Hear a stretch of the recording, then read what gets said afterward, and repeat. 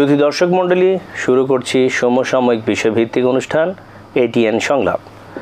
আমাদের আজকের বিষয় কোন পথে বাংলাদেশের অর্থনীতি। আমাদের সাথে আজকে স্টুডিওতে উপস্থিত হয়েছেন জনাব A K. Mohammad Jawadul Haque, chairman foundation for holistic development এবং ব্যাংকার।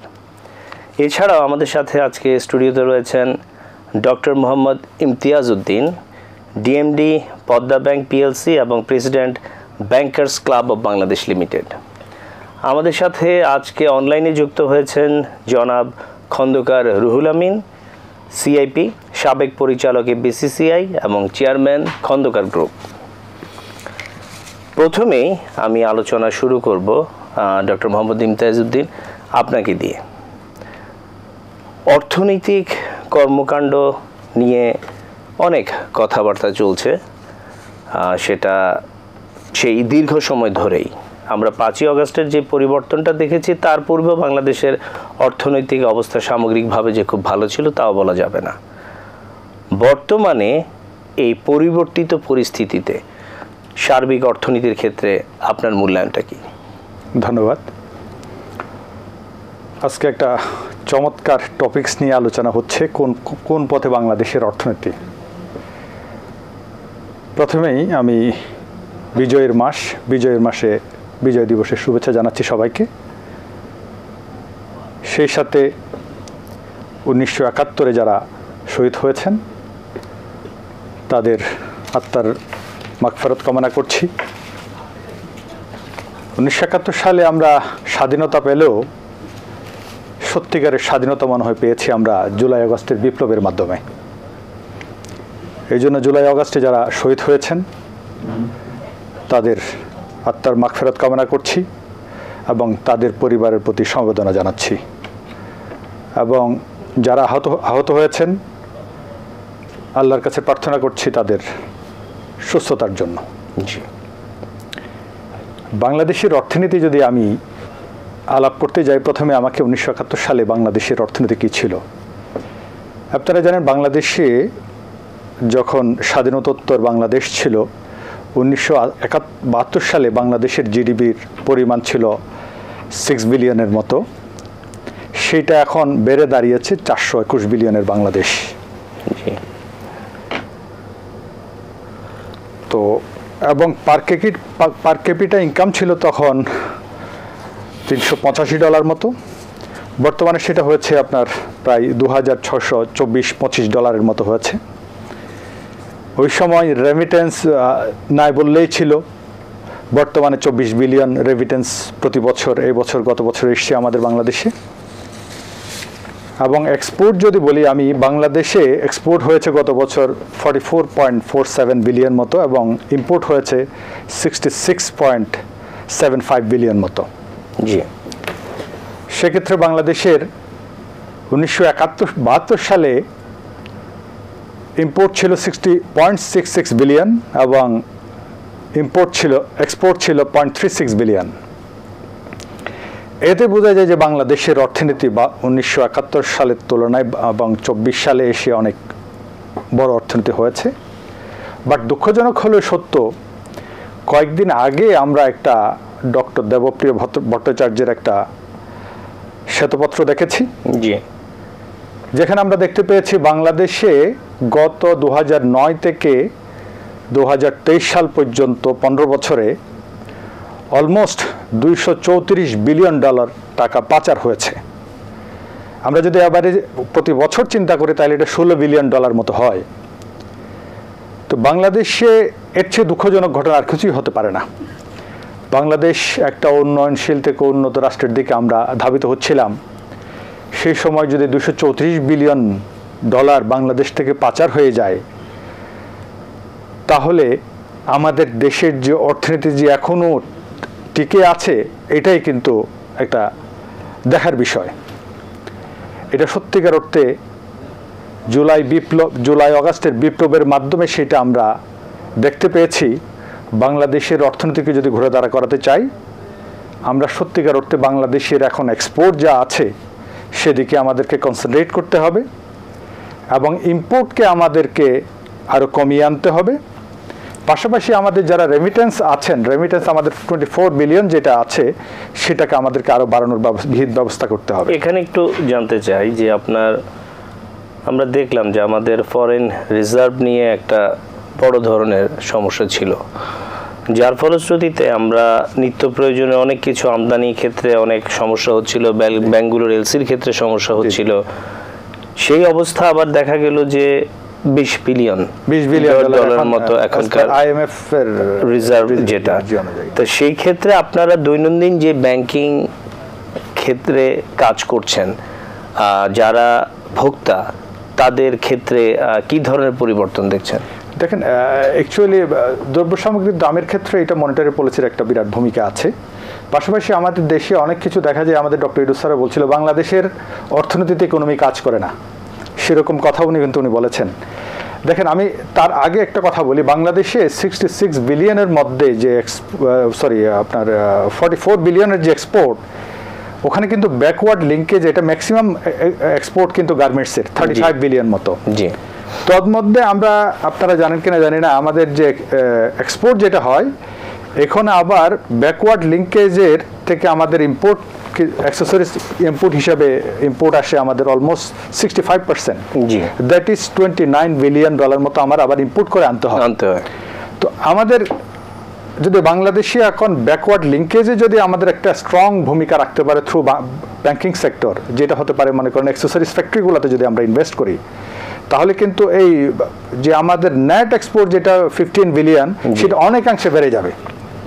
সেম টিউনে আপনারা দেখেন, বেশ কিছুদিন আগেও আমরা ভারত থেকে গরু আমদানি করতাম, এবং মাংস থেকে শুরু ডিমও আমদানি করা হতো, এবং দুধও প্রচুর পরিমাণ আমদানি হতো। সেটা কিন্তু মাছও আমাদের আমদানি হতো মায়ানমার থেকে, সেটা কিন্তু এখন নেই। যদিও কয়েকদিন আগে আমরা দেখেছি যে ভারত থেকে ডিম আনা হয়েছে। সেটা হচ্ছে কি, এটা যেহেতু আমাদের বাংলাদেশে বেশ কিছু সিন্ডিকেট চক্র কাজ করে, যে কারণে সেটা আমাদের করতে হয়েছে। আরেকটা জিনিস, আমি বেশ কিছুদিন SME and Agri হেড হিসেবে কাজ করেছি একটা ব্যাংকে।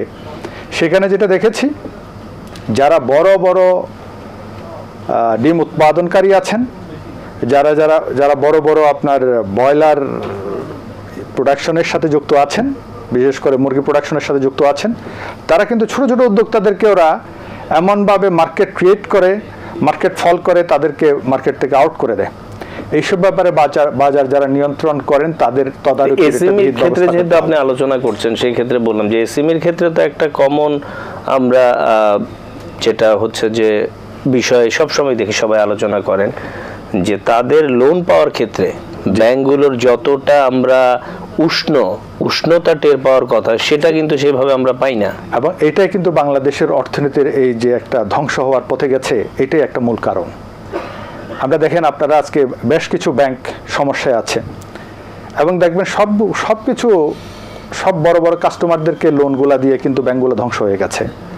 সিএমএসএমই সেক্টরে আমি আপনাকে একটা কথা বলি, বাংলাদেশের জিডিপিতে সিএমএসএমইর কন্ট্রিবিউশন হচ্ছে 25% অনলি, হয়রাজ আমাদের ইন্ডিয়াতে, পার্শ্ববর্তী দেশ ইন্ডিয়াতে 30%। এবং আমাদের অর্থনীতির যে ধরন, সেখানে এটা হওয়ার কথা না। এবং মালয়েশিয়াতে আপনার অলমোস্ট 40%, সিঙ্গাপুরে সেটা 47%। জি। ওকে, তো এখন আমরা যদি এই সিএমএসএমই সেক্টরে যদি আমরা কনসেন্ট্রেশনটা করি, যেটা আমি আগেও বলেছি, ব্যাকওয়ার্ড লিঙ্কেজ যদি আমি তৈরি করতে পারি, ক্ষুদ্র উদ্যোক্তা যদি তৈরি করতে পারি, তাহলে বাংলাদেশের যে আনএমপ্লয়মেন্টের যে একটা ইস্যু আসে, সেটাও কিন্তু সমাধান হয়ে যাবে। এবং পাশাপাশি দেখেন, আমাদের গম কিন্তু আমাদেরকে এখনো ইম্পোর্ট করে, ভুট্টাও কিন্তু একসময় ইম্পোর্ট করতে হতো, কিন্তু ভুট্টা আমাদের বাংলাদেশে এখন সাফিসিয়েন্ট উৎপাদন হচ্ছে। এবং আমাদের এখন পেঁয়াজও কিন্তু আগের চেয়ে অনেক বেশি উৎপাদন বেড়েছে। এখন আমরা হয়তো ভারত আমাদেরকে পেঁয়াজ দিচ্ছে না, আদা রসুন এইসব জায়গায় আমরা সমস্যা ফিল করছি, আলুতে সমস্যা ফিল করছি। এগুলা যদি বাংলাদেশের সেম টিউনে আমরা যেমন আমিষের ক্ষেত্রে, মাংসের ক্ষেত্রে, মাছের ক্ষেত্রে, দুধের ক্ষেত্রে, ডিমের ক্ষেত্রে যে একটা যুগান্তকারী ভূমিকা বাংলাদেশের কৃষকরা রেখেছে, সেই সেম টিউনে যদি আমরা গমের ক্ষেত্রে রাখতে পারি, আদার ক্ষেত্রে, রসুনের ক্ষেত্রে এবং তৈলবীজের ক্ষেত্রে রাখতে পারি। ডেফিনেটলি বাংলাদেশ যে ইম্পোর্ট সাবস্টিটিউট প্রোডাক্টগুলো যদি আমরা কনসেন্ট্রেট করি, এখন আমাদের যে 66 বিলিয়নের যে খাদ্যদ্রব্য, তার মধ্যে ম্যাক্সিমাম পোর্শন হচ্ছে খাদ্যদ্রব্য আমদানি, সেটা কিন্তু কমে আসবে। আমরা আসবো আপনার কাছে আবার। আমরা আশা করব যে ব্যাংকগুলো এই ক্ষুদ্র বিনিয়োগকারীদের ক্ষেত্রে যদি এই ধরনের সহযোগিতা অব্যাহত রাখে, তাহলে হয়তো যেই সেক্টরগুলোর কথা বললেন তাদের একটা স্বয়ংসম্পূর্ণতা আসতে পারে। জনাব একে মোহাম্মদ জাওয়াদুল হক, আপনি দীর্ঘদিন ব্যাংকিং সেক্টরের সাথে ছিলেন এবং বলা যায় যে লাস্ট এই গভর্নমেন্ট, বিশেষ করে যে এই 5ই আগস্টের আন্দোলনের পর যে সরকার গঠন হয়েছে, আমরা একটা ভয়াবহ অবস্থা দেখেছি ব্যাংকিং সেক্টরে। মানুষের আর্থিক প্রতিষ্ঠানের প্রতি যে বিশ্বাস, সেটা একবারে শূন্যের দোরগোড়ায় পৌঁছে গেছে। একই সাথে আমরা দেখেছি যে বিভিন্ন ব্যাংক ব্রাঞ্চগুলোতে বহু ধরনের ঘটনা ক্রমাগতভাবে ঘটেছে। সার্বিক ব্যাংকিং সেক্টরকে নিয়ে আপনার মূল্যায়নটা কি? ধন্যবাদ ডক্টর সাবের, চমৎকার একটি প্রশ্ন। আমি ব্যাংকিং সেক্টরের বিগত যে আমাদের অগাস্ট বিপ্লবের পরবর্তী কিছু সিনারিও কিছু কিছু ব্যাংকে প্রতিভাত ছিল, তার কিছুটা আমি পর্যবেক্ষণ করার সুযোগ আমার হয়েছে। তো ওভারঅল সিনারিও আমি যেটা বলতে চাই, আমি আমাদের সম্মানিত ইমতিয়াজ ভাইয়ের কথা সুর মিলে বলতে চাই যে এখন কিন্তু যে অবস্থাটা, সেটা নতুন করে আসা বুক বাঁধার সময়। কারণ বিগত যে রেজিমে আমাদের যা কিছু ঘটেছে, সেটা উনি বললেনও যে একটা শ্বেতপত্র প্রকাশিত হয়েছে এবং সেই শ্বেতপত্রে আপনার 2009 থেকে 23 পর্যন্ত প্রায় 234 বিলিয়ন মার্কিন ডলার যে পাচার, এটা একটা বিশাল শক। তো পরবর্তীতে এই পরবর্তী রেজিমের সেই শকটাকে তো অ্যাবজর্ব করতেই হচ্ছে। তো সেই শকের পরিপ্রেক্ষিতে এখনও যে টোটাল সিচুয়েশনটা প্রিভেইল করে, সেটা ধরেন যে ডিস্ট্রেসড অ্যাসেট যেটা ব্যাংকে, যেটা ডিস্ট্রেসড অ্যাসেট যেটা বলি আমরা, সেটা কিন্তু আপনার 6.75 লাখ ক্রোর, এবং যেটা আপনার টোটাল লোনের আমরা এখনও 31.7%। এবং এই টোটাল যে ডিস্ট্রেস অ্যাসেট, এটা যে 10টা ব্যাংক আমাদের যে বর্তমানে খুব তারা স্ট্রাগলিং, তাদের মধ্যে কিন্তু এই এনপিএল যেটা আমরা নন পারফর্মিং লোন যেগুলো বলি, তা 70.58% এই ডিস্ট্রেস অ্যাসেটের তারা কিন্তু দে আর শোল্ডারিং দিস থিং। এটা হলো এক নম্বর কথা। তো এটা কিন্তু লিগেসি ইস্যু, আপনি যেটা প্রশ্ন করেছেন, আমি এটার সাথে একটু সম্পূরকভাবে বলি, এটা লিগেসি ইস্যু। এছাড়া আমাদের ক্যাপিটাল অ্যাডিকুয়েসিতে আমাদের সমস্যা রয়েছে।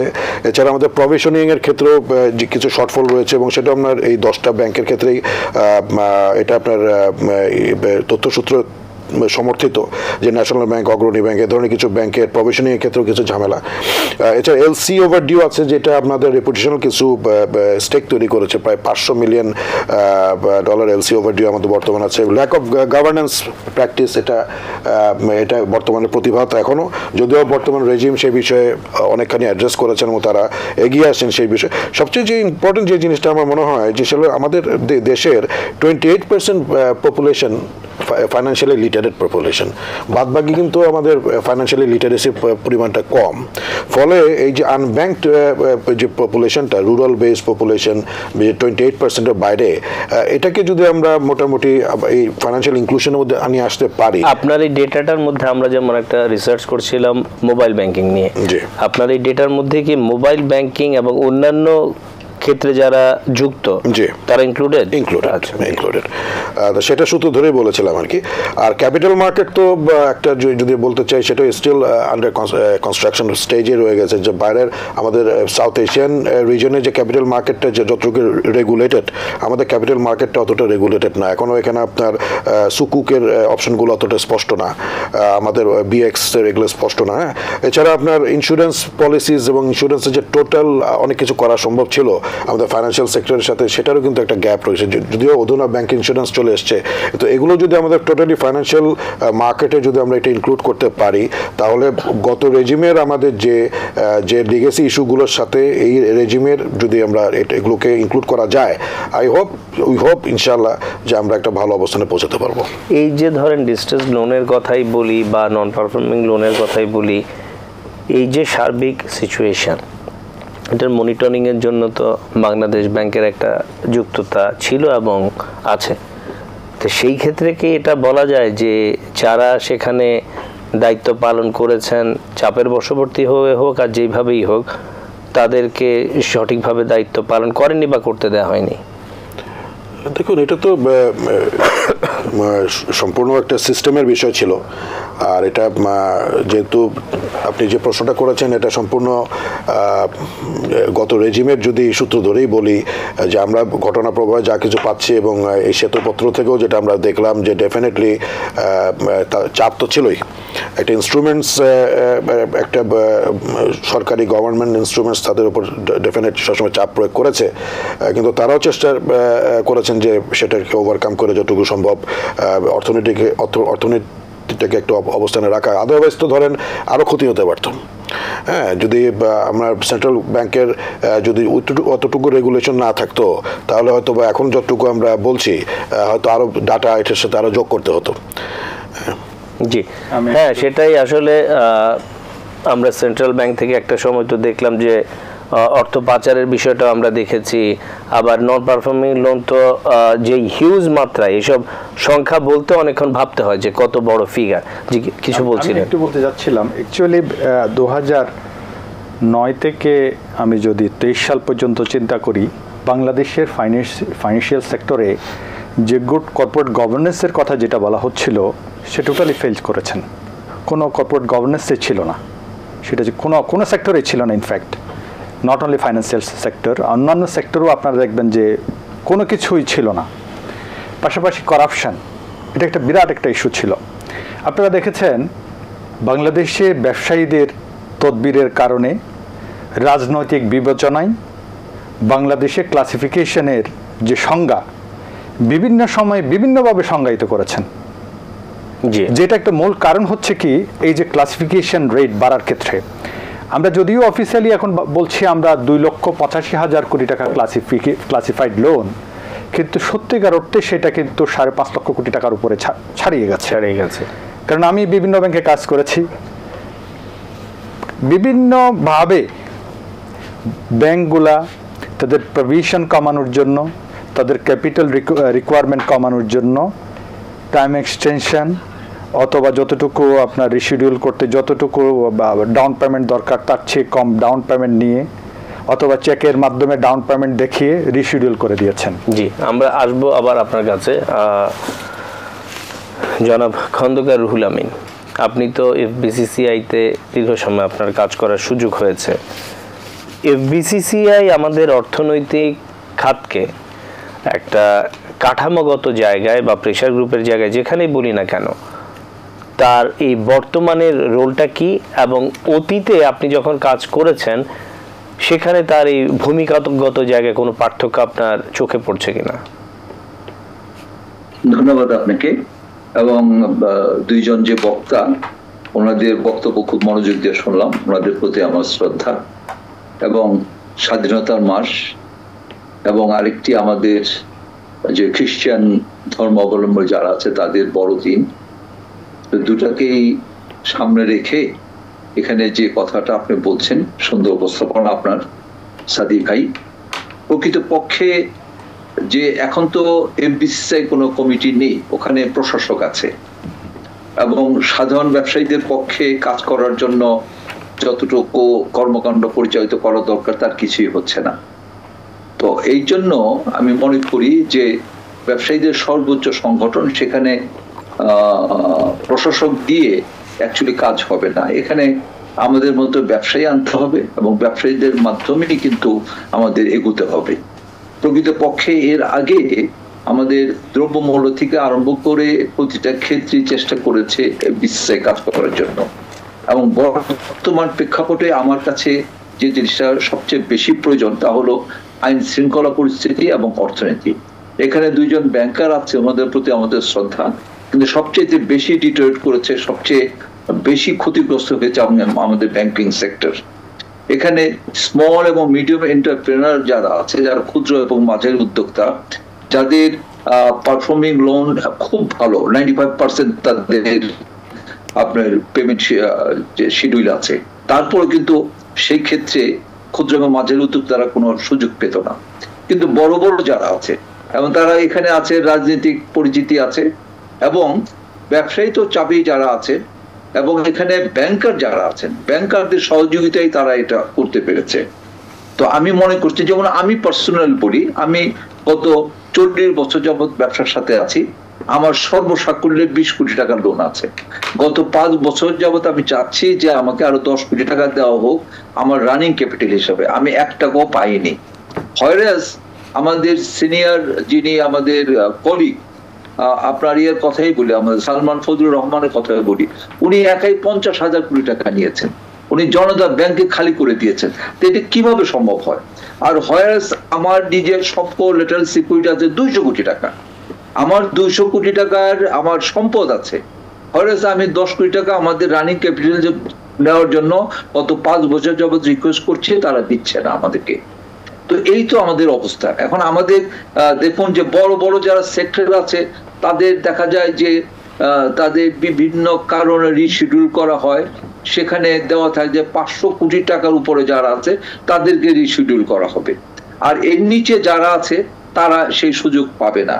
এবং আমাদের মতো যারা মাঝারি উদ্যোক্তা, ক্ষুদ্র উদ্যোক্তা, আমরা সেরকম সহযোগিতা পাচ্ছি না। প্রকৃতপক্ষে আমরা কিন্তু 80% পিপুলকে আমরা প্রোভাইড করছি।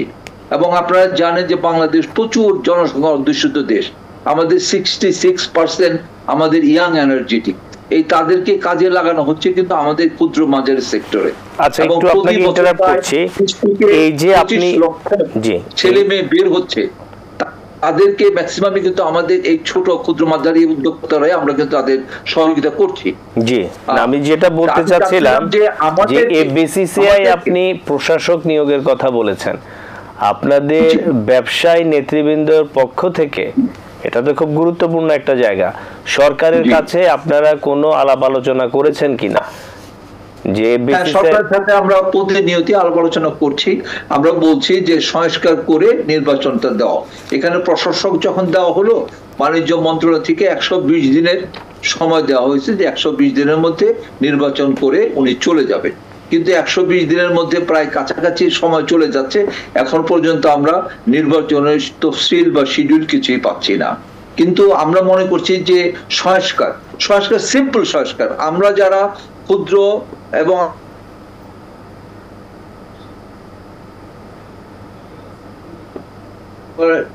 ভোটার আছে তাদের সরাসরি ভোটে প্রেসিডেন্ট নির্বাচিত হবে।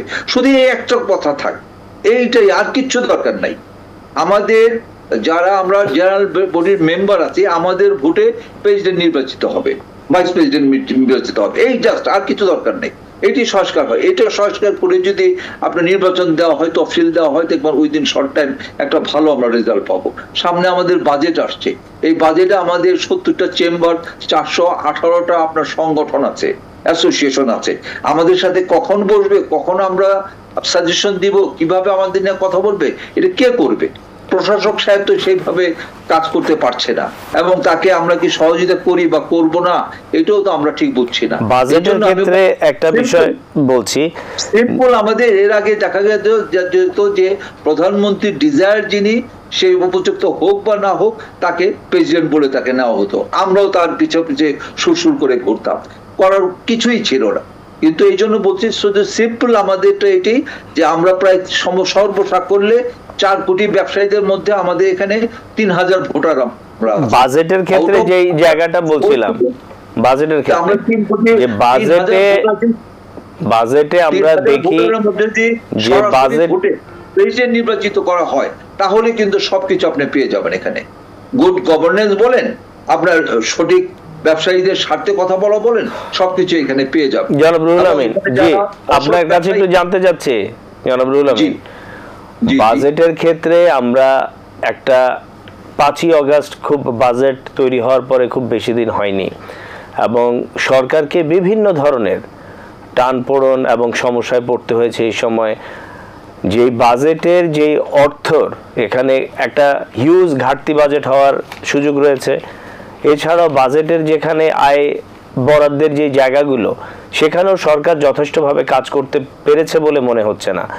এখন আগামী বাজেট সমাগত, তো এই ক্ষেত্রে যদি সরকার এখনই চুলচেরা বিশ্লেষণ করে ব্যবসায়ী প্রতিনিধি থেকে শুরু করে সবার সাথে না বোঝে, তাহলে আপনি অবস্থাটা কি দেখছেন?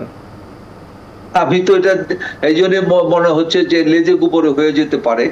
এই কারণে আমি বলতে চাচ্ছি যে প্রশাসক উপরে দায়িত্ব দেওয়া হোক, তাদেরকে বলা হোক যে আপনার প্রত্যেকটা সংগঠন আছে, প্রত্যেকটা চেম্বার আছে, তাদের সাথে বসে অন্তত যেভাবে হোক একটা আপনার যেভাবে বর্তমান সরকার আপনার তারা করছে সংস্কার করছে এবং নির্বাচনের প্রস্তুতি নিচ্ছে, তদ্রূপ আমি মনে করি বর্তমান প্রশাসকও আমাদের চেম্বার এবং অ্যাসোসিয়েশন তাদের সাথে বসে বিভিন্ন পরামর্শ নেই আপনার, এবং এট দ্য সেম টাইম আমাদের এই সংস্কারটা করে নির্বাচনের ব্যবস্থা তাতে করা। জি ধন্যবাদ। যদি ডক্টর মোহাম্মদ ইমতিয়াজ উদ্দিন, আমরা আজকেই পত্রিকায় দেখলাম যে পদ্মা ব্যাংকে একীভূত করছে না এক্সিম ব্যাংক, পর্ষদ সভায় সিদ্ধান্ত। এই যে আমরা দেখলাম যে গত সরকারের হুট করে একটা সিদ্ধান্ত নিল এক্সিম ব্যাংকের সাথে এটাকে মার্জ করার, তারপরে হয়তো আপনারা বিভিন্ন ধরনের একটা উৎকণ্ঠার মধ্যে দিয়ে গেছেন, বর্তমান পরিস্থিতিটা কি? Thank you. আপনার এই প্রশ্নের উত্তরের আগে আমি রুহুল আমিন সাহেবকে আমি আন্তরিক ধন্যবাদ জানাচ্ছি। উনি চমৎকারভাবে একটা বিষয় তুলে ধরেছেন, সেটা হচ্ছে সিএমই সেক্টরের যারা উদ্যোক্তা তারা সত্যিকার অর্থে যতটুকু লোন দরকার ততটুকু পাচ্ছে না, সেটা সত্য কথা। এবং আমাদের ব্যাংকিং সেক্টরে কিছু নর্মস না মেনেই এই বড় বড় কর্পোরেট কাস্টমারদেরকে লেন্ডিং করা হয়েছে, যার ফলে বাংলাদেশের ব্যাংকিং সেক্টরে আজকের এই রুগ্নদশা আপনারা দেখতে পাচ্ছেন। কারণ আমরা ব্যাংকিং নর্মসে যেটা বলে উইদাউট পারপাসে লোন দেওয়া কোনোভাবেই উচিত না। আরেকটা আমরা বলি নিড বেস ফাইন্যান্সিং। এই দুইটা জিনিস কিন্তু একটার সাথে একটা ওতপ্রোতভাবে জড়িত। আপনারা যারা কর্পোরেট ল্যান্ডিং যারা করে তারা কখনো তাদের যে পারপাসে লোন নিচ্ছে সেই পারপাসে কখনো ইউটিলাইজ করে না। প্লাস তাদের দরকার হয়তো ওয়ার্কিং ক্যাপিটালের জন্য ফর এক্সাম্পল 20 কোটি টাকা, তারা হয়তো নিয়ে যাচ্ছেন 300 কোটি টাকা, 400 কোটি টাকা, এবং এইভাবেই কিন্তু পাচারগুলো হচ্ছে। যাই হোক, আমি ওনার সাথে একমত। এদেশের অর্থনৈতিক উন্নয়ন যদি আমরা করতে চাই সত্যিকার অর্থে, তাহলে পরে আমাদেরকে সিএমএসএমই এবং এগ্রি সেক্টরে যথেষ্ট ভূমিকা রাখতে হবে ব্যাংকিং সেক্টরগুলোকে। আদারওয়াইজ বাংলাদেশের যে অর্থনৈতিক উন্নয়নের যে গতিধারা আমরা দেখতে পাচ্ছি সেটা থমকে যাবে আবার। যাই হোক, আমি আপনার প্রশ্নে আসছি। ইনফ্যাক্ট পদ্মা ব্যাংক কিন্তু গত বছর 2023 সালে জয়েন করেছি পদ্মা ব্যাংকে as a deputy managing director and chief business officer হিসেবে। আমরা কিন্তু ঘুরে টার্ন অ্যারাউন্ড করার একটা প্রক্রিয়ার মধ্যে ছিলাম। হঠাৎ করে এখানে কিন্তু মিডিয়ারও একটা বিরাট ভূমিকা ছিল, কারণ ব্যাংক কাজ করে ট্রাস্ট নিয়ে। তো কিছু মিডিয়ার অপপ্রচারের কারণে বাংলাদেশের মানুষের ট্রাস্ট নষ্ট হয়। সেই সাথে গত মার্চ মাসে যখন বাংলাদেশ ব্যাংক ডিক্লারেশন দিল পদ্মা ব্যাংক এক্সিম ব্যাংকের সাথে একীভূত হচ্ছে, তখনই কিন্তু পদ্মা ব্যাংকের একটা চরম খারাপ অবস্থা তৈরি হওয়া শুরু হলো। এই মার্চ থেকে আমি যদি আজকে ডিসেম্বর মাস, এই কয় মাসে অলমোস্ট 800 কোটি টাকার মতো ব্যাংক থেকে বের হয়ে গেছে। আপনারা জানেন আমাদের পদ্মা ব্যাংকের শেয়ার হোল্ডিংয়ের 68% শেয়ার হোল্ডিং হচ্ছে গভর্নমেন্ট ইনস্টিটিউশন, সোনালী ব্যাংক, রূপালী ব্যাংক, জনতা ব্যাংক, অগ্রণী ব্যাংক এবং ইনভেস্টমেন্ট কর্পোরেশন অফ বাংলাদেশ। তন্মধ্যে দেখা গেছে কি 5ই অগাস্টের পরে 4টা ব্যাংকের এমডি ছিল না। তো সুতরাং আমাদের বোর্ডও ছিল না। আমাদের বোর্ড না থাকাতে বাংলাদেশের অন্যান্য যেসব সমস্যা সম্মিলিত যেসব ব্যাংকগুলো ছিল তারা বাংলাদেশ ব্যাংক থেকে যে সাপোর্টটা, লিকুইডিটি সাপোর্টটা পেয়েছে সেটা পদ্মা ব্যাংক পায় নাই। তারপরেও আমরা শুধুমাত্র রিকভারির মাধ্যমে এই ব্যাংকটাকে ধরে রেখেছি। আপনারা জেনে খুশি হবেন, আমরা অন্যান্য অনেক ব্যাংকে দেখা গেছে কি 5,000 টাকা 10,000 টাকাও দিতে পারে নাই, বাট স্টিল আমরা 10,000, 20,000, 1 লাখ, 5 লাখ টাকাও ইভেন আমরা দিয়ে কাস্টমারকে দিয়ে আমরা কন্টিনিউ করেছি। এটা কিভাবে সম্ভব হয়েছে? যখন মার্জার একুইজিশনের কথা যখন আসলো তখন আমাকে সিবিইউর পাশাপাশি আমাকে সিআরওর দায়িত্ব দেওয়া হয়, চিফ রিকভারি অফিসারের দায়িত্ব দেওয়া হয়। তখন থেকে আমি একদম খুব ভালো আকারে আমি বিভিন্ন জায়গায় ঘুরে ব্রাঞ্চগুলোকে ভিজিট করে কাস্টমারগুলোর সাথে কমিউনিকেশন আবার নতুন করে তৈরি করে আমরা ওদেরকে আশ্বস্ত করেছি আমাদের নতুন বোর্ড আসতেছে, নতুন বোর্ড আসলে আমরা একটা সিদ্ধান্তে যাব, আপনারা আমাদেরকে ডাউন পেমেন্ট দেন, এক্সিট পলিসিতে আসেন, উইলফুল ডিফল্টার থেকে বের হয়ে আসেন, রিশিডিউল করেন। যদি আপনারা বাঁচতে চান আপনাদেরকেও ব্যবসা করতে হবে, ব্যাংকও বাঁচতে হবে। কারণ বাংলাদেশের একটা ব্যাংকের ট্রাস্ট নষ্ট হয়ে গেলে কিন্তু সমস্ত ব্যাংকের ট্রাস্ট নষ্ট হয়ে যাবে। যদিও এই রিকভারির জায়গায় আপনাকে একটু বলছি যে আমরা দেখতে পেলাম যে নিউজ পেপারে বিশেষ করে যে এস আলম তারা বলছে যে সিঙ্গাপুরের নাগরিক যেহেতু ওনারা বাংলাদেশ গভর্নমেন্টের বিরুদ্ধে আন্তর্জাতিক আদালতে মামলা করবেন যাতে ওনার বিনিয়োগ এবং ব্যবসা বাণিজ্য একজন বিদেশি নাগরিক হিসেবে এখানে বাধাগ্রস্ত করা হচ্ছে। রিকভারির জায়গাটা বলছি, রিকভারির জায়গাটাতে দেখেন এখন কিন্তু আমাদের বাংলাদেশে আমি বিশেষ করে ওই পাশে না গিয়ে আমি আমাদের ব্যাংকের কথা যদি বলি, পদ্মা ব্যাংক এখন কিন্তু এটা কিন্তু ইনিশিয়ালি ছিল ফার্মার্স ব্যাংক। এখানে লুটপাট যা হয়েছে ওই সময় মহিউদ্দিন খান আলমগীর সাহেব এবং বাবুল চিশতি নামক একজন ভদ্রলোক ছিলেন, ওরা দুইজনে মিলে কিন্তু লুটপাট করে এটা ব্যাংকটাকে শেষ করে দিয়েছেন। এখানে লোনের টোটাল লোন অ্যান্ড অ্যাডভান্স ছিল 5,600 কোটি টাকা এবং ডিপোজিট ছিল 5,900 কোটি টাকার মতো। তখন তন্মধ্যে 4,800-900 কোটি টাকাই ছিল ক্লাসিফাইড, অলমোস্ট 85% ক্লাসিফাইড লোন ছিল। তো এখানে লোনগুলো এখন রিকভারি হচ্ছে, কিন্তু এস আলম ভিত্তিক যে সব ব্যাংকগুলো আছে সেখানে দেখা যাচ্ছে কি একটা ব্রাঞ্চের লোন পোর্টফোলিও অনেক বড়। আমি যেটুকু জানি 1.5 লক্ষ কোটি টাকা হচ্ছে ইসলামী ব্যাংকের লোন পোর্টফোলিও অলমোস্ট। সেখানে আমরা শুনেছি 92,000 crore একটা প্রতিষ্ঠান নিয়ে গেছে। তো সুতরাং এইসব প্রতিষ্ঠানের থেকে এত টাকা নিয়ে আসা ইজ ভেরি ডিফিকাল্ট। ওনাদের সাথে এটা বেসিক্যালি বসে সিদ্ধান্ত নিতে হবে, ওনাদেরকে ডাকতে হবে। জেলে নিয়ে যাওয়া এটা সলিউশন না, এটা ওনাদের সাথে বসে কিভাবে টাকাটা ফেরত আনা যায়, ওনাদের সাপোর্ট ছাড়া এই টাকা কখনো ফেরত আসবে না। সুতরাং ওনাদেরকে সাথে নিয়ে আমার মনে হয় টাকাটা ফেরত আনার ব্যবস্থা করলে ব্যাংকও বাঁচবে, দেশও বাঁচবে, দেশের অর্থনীতিও বাঁচবে। একে মোহাম্মদ জাওয়াদুল হক, আমরা সার্বিক পরিস্থিতি আলোচনায় দেখছি যে বিভিন্ন খাতে কি ধরনের দুর্দশা চলছে এবং আমরা জানি যে এফডিআই এর জায়গায় আমাদের অবস্থা খুবই খারাপ। ফরেন ডাইরেক্ট ইনভেস্টমেন্ট ওইভাবে আসছেই না বলতে গেলে। যারা বিনিয়োগকারী তারাও ভয় পাচ্ছেন এই পরিস্থিতিতে বিনিয়োগ করতে, যার ফলশ্রুতিতে আনএমপ্লয়মেন্টের জায়গায় একটা বিরাট ধরনের সমস্যা রয়ে গেছে। এই যে সার্বিক পরিস্থিতি, আপনি সরকারের প্রতি করণীয় এই হিসেবে আপনার কোনো বিশেষ সাজেশন আছে কিনা? ধন্যবাদ সাবের সাহেব। এটি একটি সামষ্টিক প্রশ্ন এবং এটি আমার মতো ক্ষুদ্র মানুষের পক্ষে একবারে অ্যান্সার করাটা জটিল। তবে বর্তমানে যে একটা সুশাসনের যে বাতাস চলছে এটাকে অবলম্বন করে আমরা যদি বলতে চাই যে আপনার লোন রিকভারি যেটা কথা বলছিলেন আপনারা, ইমতাজ ভাই বলছেন, আপনি এস আলমের প্রসঙ্গ যেটা বলেছেন, এবং উনি এখন বর্তমানে সিঙ্গাপুরের নাগরিক হিসেবে ওখান থেকেই একটা সময় চেয়েছেন, বলেছেন যে এর মধ্যে কিন্তু সবকিছুই সম্ভব আপনার ডায়ালগের মাধ্যমে সলভ করা। তো সার্বিক পরিস্থিতিতে যেসব ব্যাংকগুলোতে ডিস্ট্রেসড অবস্থা, এগুলোতে আপনার ডায়ালগের সুযোগ থাকা উচিত, সরকারি মহল থেকে হোক বা রেগুলেটরের পক্ষ থেকে হোক। একটা ডায়ালগ থাকলে পরে সলিউশনগুলো ধীরে ধীরে চলে আসতে পারতো, যেটা আমার আগের বক্তা বললেন। আর যদি অন্য ইয়েতে বলতে চান যে আমার মনে হয় যে ডিজিটাল লিটারেসির বিষয়গুলো কিন্তু খুব গুরুত্বপূর্ণ। সিএমএসএমইর প্রসঙ্গ যেটা বলছেন, সিএমএসএমইটা তখনই বুঝবে যখন আপনি লিটারেসি, ব্যাংকিং লিটারেসি বলেন বা ডিজিটাল লিটারেসিগুলো যখন আপনি আরো করতে পারবেন, ব্যাপকভাবে জনগণের মাঝে দিতে পারবেন।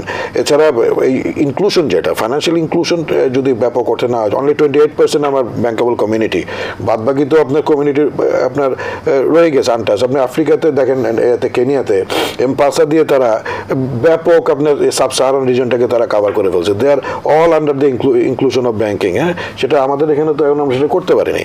তো we are always focusing on this particular corporate loan, corporate deposits, আটকে গেছি আমরা, আমাদের লোনগুলো নিয়ে গেছে, কিন্তু বাদ বাকি যে আমাদের আনট্যাপ মার্কেটের বাস্কেটটা, এটাকে যদি আমরা নিয়ে নিতে পারি ধীরে ধীরে আমাদের সুশাসনের মাধ্যমে, তাহলে তো আমাদের মনে হয় যে এই যে শকগুলো যেগুলো আসে অর্থনীতিতে, এগুলো অ্যাবজর্ব করা এবং এগুলোতে উত্তরণ করা সম্ভব। ফিনান্সিয়াল ইনক্লুশনের কথা বলছিলেন, কিন্তু এখানে একটা বিষয় হচ্ছে যেখানে একটা বেশ বড় জনগোষ্ঠী শিক্ষার হারের অনেক নিচে রয়েছে এবং ট্রাস্ট ইস্যুস, ওনারা ঠিক করে বোঝেনি না সিস্টেমগুলো, যে আমি যে ব্যাংকে টাকা রেখেছি টাকাটা আমারই থাকবে কিনা, দ্বিতীয়ত হচ্ছে যে টাকাটা আমি চাইলে তুলতে পারবো কিনা।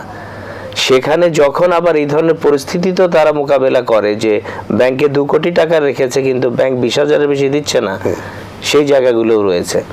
আপনার কাছে প্রাসঙ্গিকভাবে আরেকটা বিষয় আমরা একটু জানতে চাইব, এই যে আমাদের অনলাইন বাইং এর জায়গাটা, সারা পৃথিবীতে আমরা বহির্বিশ্বে যখন অবস্থান করেছি আমরা দেখেছি যে খুব সহজেই আমরা কেনাকাটা করতে পারতাম, এবং এই যে স্মুথনেস, সব কিছু আমরা ঘরের কম্পিউটার থেকে যে কোনো বিল দেওয়া, যে কোনো কেনাকাটা, it was very smooth and easy. কিন্তু আমাদের দেশে দেখা যায় যে প্রতি পদে পদে বাধা, এবং বাংলাদেশ ব্যাংকের ক্ষেত্রে আমরা দেখেছি একটা সময় তারা খুব রেস্ট্রিকশন আরোপ করেছে, তারপরে যারা ক্ষুদ্র ক্ষুদ্র কিছু প্রতিষ্ঠান এবং ইনফর্মাল কমিউনিকেশনের মাধ্যমে কিছু ক্ষেত্রে কিছুটা ছাড় হয়েছিল। তা আপনার মনে হয় যে আমাদের দেশে সেটা সম্ভব কিনা, যে ট্রাস্ট ইস্যুসটাকে রক্ষা করে যে আমরা এই ব্যবস্থাটা আরো বেশি, এই অনলাইন যে শপিং এর জায়গাটা আরো জনপ্রিয় করতে পারি কিনা? না, নিশ্চয়ই পারি। আপনি যদি ডেটার দিকে তাকান, আমি যদি তথ্যপাত্রের দিকে যদি তাকাই, বাংলাদেশ কিন্তু 31তম লার্জেস্ট মার্কেট ই কমার্সের দিক দিয়ে, 31তম লার্জেস্ট মার্কেট। এবং স্ট্যাটিস্টা একটা আপনার বৈদেশিক তারা ডাটা নিয়ে কাজ করে, তারা বলতে চাচ্ছে যে বাংলাদেশে যে বর্তমানে ই কমার্সের এটা 2024 সালে এর মধ্যে যেটা শেষ হয়ে যাচ্ছে, US ডলার 10,000-এর উপরে 10,000 মিলিয়ন পর্যন্ত মার্কেট তারা অলরেডি একটা আমাদের অঙ্ক দিচ্ছে যে এই পরিমাণ মার্কেট আমাদের কাজ হবে, এবং এটা প্রবৃদ্ধির হার হচ্ছে 12.83% পার অ্যানাম। সো এখানে আপনি দেখেন যে প্রায় 12 কোটি লোকের উপরে কিন্তু হাতে কিন্তু আপনার আছে, মোবাইল আছে, এবং তারা ব্রড বেসড ইন্টারনেটও ইউজ করছে, তারা আপনার ডাটা কিনো ইন্টারনেট ইউজ করছে। তো এক্ষেত্রে যদি আপনি ই কমার্সের ক্ষেত্রে যে কয়েকটা জিনিস এনশিওর করা দরকার, সেটা হচ্ছে যে আপনার পেমেন্ট গেটওয়েগুলোর কিছু সিকিউরিটি ফিচার থেকে, সিকিউরিটি ফিচারগুলো যদি আমরা এনশিওর করতে পারি, রেগুলেটরি বলেন বা বিটিআরসি থেকে বলেন, তাহলে কিন্তু এটা ব্যাপক অর্থে এটা ছড়িয়ে যাবে। যেমন কিছু কিছু জিনিস আমি ছোটো করে যদি বলতে চাই, আমি যদিও আইটির অতটা ভালো স্পষ্ট করে বলতে পারবো কিনা, যেমন PCI DSS কিছু প্রোটোকল আছে, তারপর GDPR এই ধরনের কিছু প্রোটোকল আছে, এই সবগুলো প্রোটোকল যদি আমরা ঠিকমতো এনফোর্স থাকে, তাহলে এগুলো আপনার ডেফিনেটলি করা হবে। এনক্রিপশনের বিষয় আছে, ডাটা এনক্রিপশন, যাতে ডাটাগুলো আপনার ফরজারি না হয়, 2 ফ্যাক্টর অথেন্টিকেশনগুলো যাতে আপনি স্মুথ হয়, তো এই পর্যায়ে যদি আমরা আনতে পারি আমাদের যথেষ্ট এখানে। এবং আমরা ফ্রিল্যান্সিং এর ক্ষেত্রে আমরা গভর্নমেন্ট যে ডেটাটা আমরা পেয়েছিলাম যে বাংলাদেশ সংখ্যার দিক থেকে রয়েছে সারা পৃথিবীতে দ্বিতীয়, এবং আয়ের দিক থেকে রয়েছে 7ম পজিশনে। তো এই যে আমরা আমাদের যে আর ইনক্লুশন, ফিনান্সিয়াল ইনক্লুশন আমরা যত যাই বলি না কেন, আমরা এখন ভ্যানে পর্যন্ত তরকারি কিনছি বিকাশে পেমেন্ট করে, একদমই যে কিছুই হয়নি সেটাও বলা যাবে না, আগাচ্ছে। কিন্তু আমরা এই মানে যেটা ইউনিভার্সালাইজেশন যে জায়গাটা রয়েছে, বিশ্বজনীন ব্যবস্থার সাথে যদি তাল মেলাতে হয়, তাহলে হয়তো আরো স্মুথনেস ইজিনেস আমাদের প্রয়োজন। জনাব খন্দকার রুহুল আমিন, এই যে আপনার নিজের যেই বিজনেস আপনি বলছিলেন সেখানে ঋণের বিষয়গুলো রয়েছে, তা আপনার মতো অনেক প্রতিষ্ঠান রয়েছে, এখানে আরেকটা বিষয় আমরা যুক্ত করতে চাই যে এই অবস্থাটা আমাদের খুব নতুন না। একটা রেজিম চেঞ্জ হলে আমরা দেখি যে কিছু বিজনেসম্যান ওনাদের খুঁজে পাওয়া যাচ্ছে না, ওনাদের ইনভেস্টমেন্টগুলো সব রিস্কের মুখে রয়েছে, এবং সেখানে একটা ভিন্ন ধরনের মাত্রা তৈরি হয়। এখন তো হিউজ, গত 16 বছরের রেজিমে হিউজ বিজনেসম্যান তাদের ইনভেস্টমেন্ট রয়েছিল, যেখানে আনএমপ্লয়মেন্ট রেট এত হাই, তা সেটা কি মেকানিজমের মাধ্যমে তাদের আমরা ফিনান্সিয়াল সেক্টরে ইনক্লুশনের মাধ্যমে এই সমস্যাগুলো একটু সমাধান করতে পারি? জি, আপনাকে ধন্যবাদ। এবং ইমতিয়াজ স্যারের উনি যে সাপোর্ট করেছেন এবং উনি যে লজিকটা দিয়েছেন আমাদের পক্ষে, আমি ওনাকে শ্রদ্ধা জানাই। এখানে প্রকৃতপক্ষে সিম্পল, আমি কিন্তু বাংলাদেশের ব্যাপারে খুব পজিটিভ কয়েকটি কারণের মধ্যে। যেমন বর্তমানে আমাদের যিনি রাষ্ট্রপ্রধান বলেন এবং আমাদের সরকার প্রধান যিনি আছেন ডক্টর ইউনূস সাহেব, কিন্তু তার আন্তর্জাতিক পর্যায়ে অনেক অ্যাকসেপ্টেন্স আছে। যদি আমরা এই দিকে একটু খেয়াল করি যে 5ই আগস্টের পরে আমাদের প্রতিবেশী দেশ ভারত, বৃহৎ দেশ ভারত, তারা যেভাবে আমাদের বিরুদ্ধে প্রপাগান্ডা আরম্ভ করেছিল, যেভাবে আমাদের আফগানিস্তানের সাথে তুলনা করে একেবারে আইএস ঢুকাই দিয়েছিল, অনেক কিছু আমরা শেষ হয়ে গেছি। এবং প্রথম দিকে তারা কিন্তু কিছুটা সাপোর্টও পেয়েছে, চীনের মতো দেশ, রাশিয়ার মতো দেশও তারা তাদের পক্ষে কথা বলছিল। কিন্তু এর মধ্যে চিন্তা করেন কিন্তু চেঞ্জ হয়ে গেছে। সেই ভারতই কিন্তু তাদের মিডিয়াতে এখন আস্তে আস্তে আমাদের বাংলাদেশ কথা ভালো বলছে, অর্থনীতির কথা ভালো বলছে। কারণটা কি, আমরা ইউনাইটেড। এবং আমরা যে মনে করি যে 5ই আগস্টের পরে থেকে আমাদের টাকা পাচার হচ্ছে না, আমাদের ঘুষ কমে গেছে, আমাদের আপনার কি বলে যে ব্যাড ইনভেস্ট হচ্ছে না, এই দিক থেকে কিন্তু আমাদের অর্থনৈতিকভাবে আমরা ভালো করছি। এইটা আমি খুব পজিটিভ। তারপরে আবার বলি যে আমাদের প্রায় 66% যে আমরা ইয়াং এনার্জেটিক আছি, তাদেরকে শুধু একটু ঠিক সঠিকভাবে কাজে লাগাতে হবে। আমি দেখেছি কি বাস্তবতার দিক দিয়ে যে 20টি ইউরোপের দেশেও এত ইয়াং এনার্জেটিক নাই যেটা বাংলাদেশে আছে। এদেরকে আপনার এদের মধ্যে যে কয়েকটা কাজ আছে যেটা যে বাংলাদেশে তারা 6 ঘন্টা পরিশ্রম করতে চায় না, ঠিক সেই ছেলেটাই যে বহির্বিশ্বে যায়, ইভেন মালয়েশিয়াতে যাক, সিঙ্গাপুরে, যেখানে যাক না কেন, সেখানে সে 18 ঘন্টা পরিশ্রম করে। এবং তার চাইতে আরো বড় যেটা আমাদের পজিটিভ, যেটা তারা খরচ সবচেয়ে কম করে কিভাবে সেই টাকাটা বাংলাদেশে নিজের দেশে পাঠাবে, তার বাবার চিকিৎসা করাবে, ছোট বোনের বিয়ে দিবে, পাশের জমিটা কিনবে, বাবা মাকে হজে পাঠাবে। এই যে সুন্দর চিন্তা ভাবনা করে তারা টাকা পাঠাচ্ছে বাংলাদেশে, এটা যদি বৈধ উপায়ে ঠিক মতো ব্যাংকিং সেক্টরে আসে, তাহলে কিন্তু বাংলাদেশে এখন 24 বিলিয়নের কথা বলেছে ইমতিয়াজ স্যার, বললেন এটা আমরা 34 বিলিয়নে নিয়ে যাব। এই অবস্থায় আমাদের, কারণ আমি দেখি যে প্রকৃত পক্ষে সরকারিভাবে প্রায় 1,30,00,000 লোক বিদেশে থাকে, প্রকৃত পক্ষে প্রায় 2 কোটির কাছাকাছি লোক আমাদের যারা বিদেশে আছে। এবং তারা যে রেমিটেন্সটা, এই রেমিটেন্সটা সঠিক যদি ব্যাংকিং সিস্টেমে পাঠানো যায়, সেইভাবে আমরা ম্যানেজ করতে পারি। যেমন এর আগে আপনার আরো 10 বছর 15 বছর আগে আমি ইসলামিক ব্যাংকের দেখতে যারা ডেপুটি জেনারেল ম্যানেজার বা তারা ডিএমডি, তারা মিডল ইস্টে তারা চষে বেরিয়েছে। তাদের একটা অ্যাকসেপ্ট ছিল, মিডল ইস্টে তারা আরবি বলতে পারতো, তাদের সাথে মিশতে পারতো। ওর পরে কিন্তু আপনার এই ব্যাংকিং সিস্টেমের মাধ্যমে কিন্তু রেমিটেন্স আসছে। জি, তো আপনার কাছে একটা ছোট প্রশ্ন করছি। জি, আমরা অনুষ্ঠানের শেষের দিকে যাচ্ছি ধীরে ধীরে।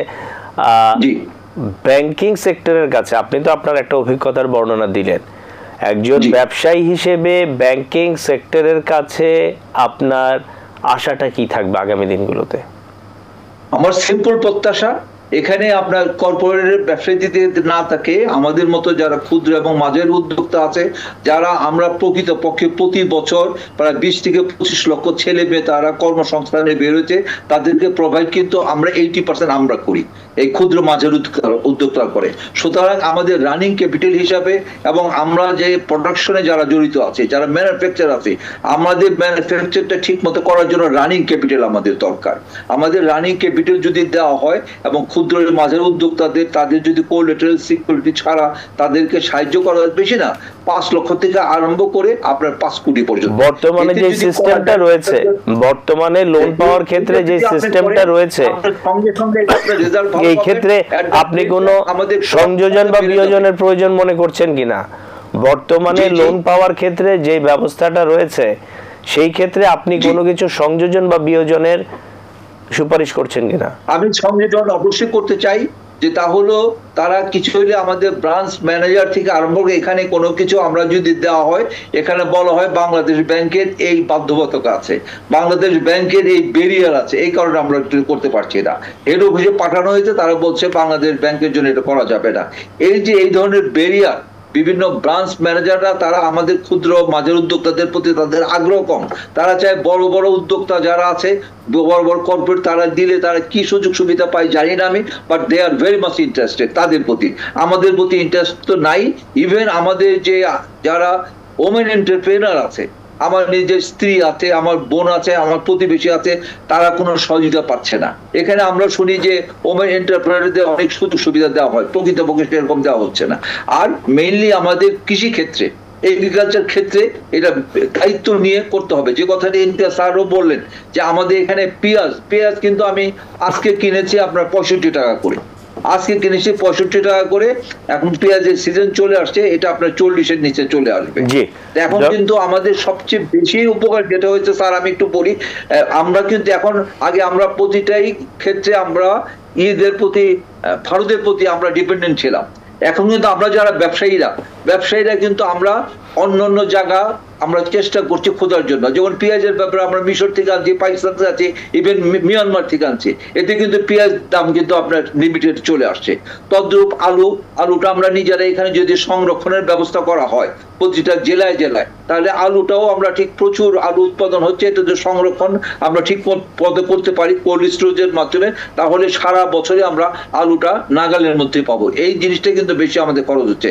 আর আদা রসুন যেটা বলেন পর্যায়ক্রমে, যেমন একটি কথা আমি বলি, কুষ্টিয়া থেকে আরম্ভ করে সব জায়গায় আপনার আমাদের যেভাবে আপনার সরিষার তেল হচ্ছে, সরিষা হচ্ছে 1 কেজি সরিষার তেল ইকুইভ্যালেন্ট তো 4 কেজি সয়াবিন তেল। এবং এইটাকে কৃষি ক্ষেত্রে সরকার বাংলাদেশ ব্যাংকের মাধ্যমে বিভিন্ন তফসিলিকে যদি এইভাবে আমাদের দেওয়া হয়, শুধু সময় খুবই সংক্ষিপ্ত, প্রত্যেকটা তফসিল ব্যাংক, তাহলে আপনি দেখবেন ওই দিন আমাদের যদি আমরা 10 বছর একটা পরিকল্পনা করি, প্রত্যেকটা আমাদের এসেনশিয়াল গুডস আমরা নিজেরা তৈরি করতে পারবো। কারণ আমরা কিন্তু পরীক্ষিত, আমাদের এখানে কৃষকরা যারা আছে এবং অনেক শিক্ষিত ছেলেরা, তারা এখানে চাকরি না করে গ্রামে যেয়ে কিন্তু তারা চাষাবাদ করছে, এটা কিন্তু পরীক্ষিত। আমরা এখন দেখেন আমাদের যে কুল, যেটা বড়ই, এখন এই বড়ইটা আমাদের 1 কেজি বড়ই, আমরা পরে আবার আপনার কাছে সুযোগ থাকলে আসবো ডক্টর মোহাম্মদ ইমতিয়াজ উদ্দিন। জি, এই জায়গাটা সুযোগের জন্য এটা হয়েছে। জানতে চাচ্ছি, আমরা এনজিও গুলোকে দেখছি তারা মাইক্রো ক্রেডিট করছে, সহজ শর্তে তারা ঋণ দিচ্ছে, তারা সেখানে আপনার কোনো গচ্ছিত কিছু রাখার প্রয়োজন হচ্ছে না, রিকভারি রেটও খুব ভালো। একই সাথে ব্যাংকিং সেক্টরে দেখছি ভয়াবহ দুর্দশা।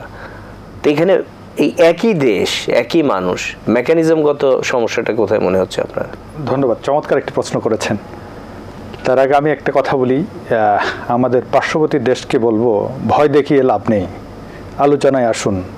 ইতিমধ্যে দেখতে পেয়েছেন বাংলাদেশ ইউনাইটেড, এবং অ্যাকর্ডিংলি দ্রব্য সামগ্রী, ভাই বলল, রুহুল আমিন ভাই বলল, পেঁয়াজের দাম, আদার দাম, রসুনের দাম কিন্তু কমে এসছে। আমরা বিভিন্ন অন্য দেশ থেকে আমরা আমদানি করার ব্যবস্থা করেছি। সুতরাং বাংলাদেশ 1971 সালের বাংলাদেশ বললে ভুল হবে, এখন আমরা 2024 সালের বাংলাদেশ, সেটা আপনাদেরকে, ভারতকে মনে রাখতে হবে, নাম্বার 1। নাম্বার 2, জিডিপিতে, ফরেন ডাইরেক্ট ইনভেস্টমেন্টের কথা বলছিলেন, সেটা বলার পরে আমি ওই প্রশ্নে আসছি। বাংলাদেশে 2023 সালে ফরেন ডাইরেক্ট ইনভেস্টমেন্ট হয়েছিল $4.2 বিলিয়ন, আর আউটফ্লো হয়েছিল $2.72 বিলিয়ন মতো। নেট ইনফ্লো হচ্ছে 1.48 মতো ইনফ্লো ছিল। আপনারা জানেন আমাদের ডক্টর ইউনূস স্যার একজন নোবেল বিজয়ী অর্থনীতিবিদ বললে ভুল হবে। উনি আন্তর্জাতিকভাবে খ্যাতিসম্পন্ন একজন ব্যক্তিত্ব, এবং ওনার নোবেল পুরস্কার যখন পেয়েছিল, উনি শুধুমাত্র গ্রামীণ ব্যাংকের ক্ষুদ্র ঋণের মাধ্যমে পেয়েছিলেন। বাট পরবর্তীতে উনি যে সামাজিক ব্যবসা যেটা শুরু করেছেন এবং 3-0 তত্ত্ব যেই তত্ত্ব দিয়েছেন, সেই তত্ত্বের মাধ্যমে উনি বিশ্বব্যাপী সমাদৃত হয়েছেন। এবং এই ফরেন ডাইরেক্ট ইনভেস্টমেন্টের জন্য উনি, আমি যতটুকু জেনেছি, উনি ফেব্রুয়ারি মাসে সম্ভবত একটা এখানে ফেয়ার করতে যাচ্ছেন, এবং সেখানে হয়তো ইলন মাস্কও আসার, মানে আপনি আন্তর্জাতিক বিনিয়োগ সম্মেলন এপ্রিলে হয়তো হতে পারে। প্রসঙ্গক্রমে জিজ্ঞেস করি, এই যে ইলন মাস্কের মতো মানের ব্যবসায়ী বাংলাদেশে ওনার আগমনের যে বিষয়টা আলোচনা হচ্ছে, এটা কি আমাদের বিনিয়োগের ক্ষেত্রে বা এফডিআই এর ক্ষেত্রে আপনার মনে হয় না যে নতুন ধরনের একটা বার্তা বিশ্ববাসীর কাছে পৌঁছাবে? ডেফিনেটলি এটা একটা নতুন একটা ভালো বার্তা বিশ্ববাসীর কাছে যাবে। বাংলাদেশ এখন সুশাসনের জন্য, আজকে বাংলাদেশ সামনের দিকে এগিয়ে যাবে। দীর্ঘ 15 বছর আমরা যে দুঃশাসনের মধ্যে ছিলাম, যে করাপশনের মধ্যে ছিলাম, যে গুড কর্পোরেট গভর্নেন্স বলতে যেটাকে বুঝতাম সেটা আমরা ভুলে গিয়েছিলাম, সেখান থেকে কিন্তু আমরা বেরিয়ে এসেছি।